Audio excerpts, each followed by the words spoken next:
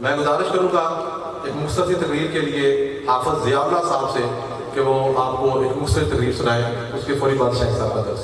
حافظ ضیاء اللہ صاحب۔ السلام علیکم ورحمۃ اللہ وبرکاتہ۔ ان الحمد للہ والصلاۃ والسلام علی رسول اللہ، اشہد ان لا الہ الا اللہ واشہد ان محمد رسول اللہ، اما بعد۔ قال اللہ تبارک و تعالی فی القرآن المجید والفرقان الحمید، یا ایھا الذین آمنوا لا تقدموا بین یدی اللہ ورسولہ واتقوا اللہ۔ وقال النبی صلی اللہ علیہ وسلم لا يؤمن أحدكم حتى أكون أحب إليه من والده وولده والناس أجمعين۔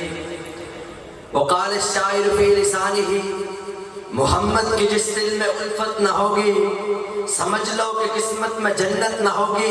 بھٹکتا رہا ہے بھٹکتا رہے گا جسے مصطفیٰ سے عقیدت نہ ہوگی، کرے جو اطاعت محمد کے دل سے اسے پیر و مرشد کی حاجت نہ ہوگی۔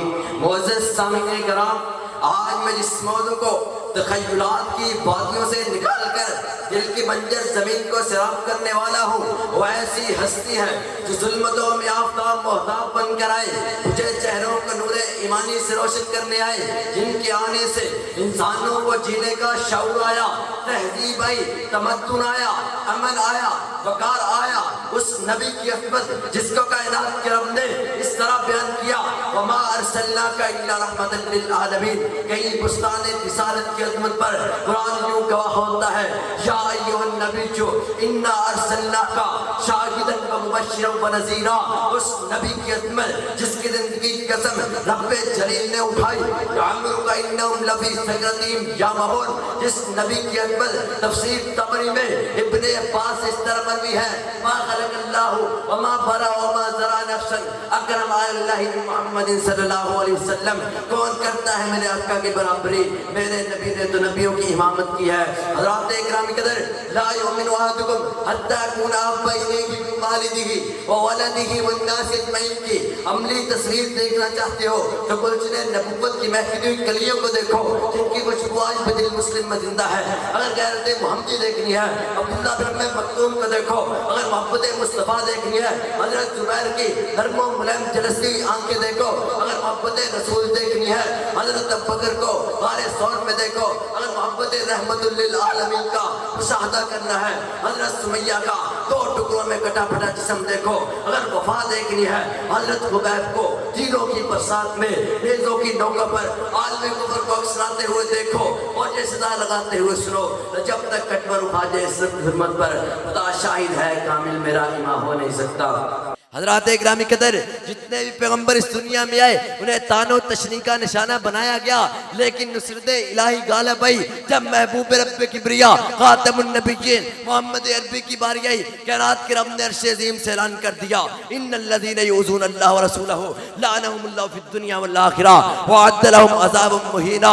جس نبی کی گستاخی کرنے والوں کی سزا آج سے 1400 سال قبل اس طرح بیان کی گئی، تبت یدا ابی لہب وتب، کہیں لعنہم اللہ فی الدنیا والآخرہ کا مستحق قرار دیا، کہیں ان نشانیہ کا هو الابتر کہہ کر گستاخوں کو ذلیل و برباد کر دیا۔ اینما سقفوا اخذوا وقتلوا تقتیلا کے ربانی آرڈر جاری کر کے گستاخ رسول کو غلاف کعبہ نے بھی امن دینے کے انکار کر دیا۔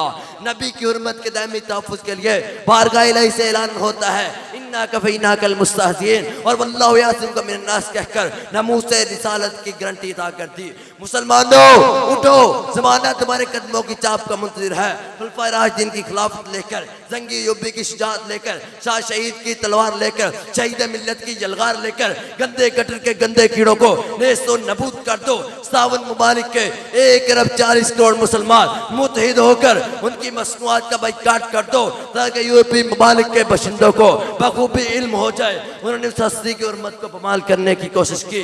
اس نبی کی حرمت پر کروڑوں مسلمان مر مٹنا گوارا کر سکتے ہیں، لیکن حرمت رسول پر آج گوارا نہیں، کیونکہ ہمارا یقین اس بات پر شاہد ہے جس طرح قرآن کو مٹانے والے مٹ گئے، مٹ جائیں گے، ذلیل ہو جائیں گے، اسی طرح نبی کی حرمت کو پامال کرنے والے ذلیل ہو جائیں گے، رسوا ہو جائیں گے۔ تم نے نبی کی توہین کی، ہم کریں گے نبی کا دفاع۔